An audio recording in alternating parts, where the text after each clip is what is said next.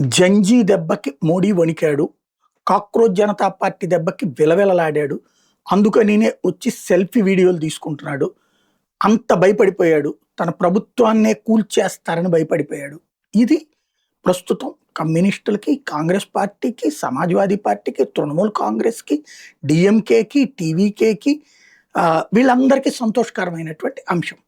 మానసికంగా సంతృప్తి పరిచిన అంశం. అదే సందర్భంలో మోడీలో మార్పు రావాలి. ఇలాంటి అంశాలు వచ్చినప్పుడు స్పందించాలి. ఎప్పటికప్పుడు స్పందించాలి. ఆయన నిశ్శబ్దంగా ఉన్నప్పుడు ఇట్లాంటోళ్ళు పెట్టిరేగిపోతున్నారు అని భావించే భారతీయ జనతా పార్టీ కార్యకర్తలకి సంతోషం. వరుసగా సెల్ఫీ వీడియోలా లేకపోతే రికార్డెడ్ వీడియోలా చేసి వదిలిపెడుతున్నారు టాపిక్ మీద. నీట్ మీదన 4వ వీడియో.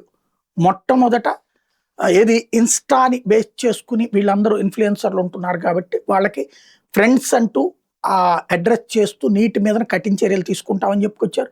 రెండోది ఏం తీసుకుంటున్నావు, ఏది బిల్లు తీసుకొస్తామని చెప్పుకొచ్చారు. తర్వాత బిల్లు తెచ్చామని చెప్పారు.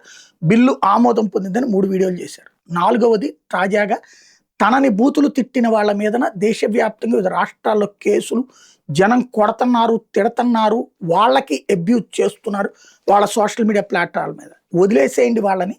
పిల్లలు మన పిల్లల్లాంటోళ్ళే. దారి తప్పారు, సంస్కారహీనమైన చర్యకు పాల్పడ్డారు.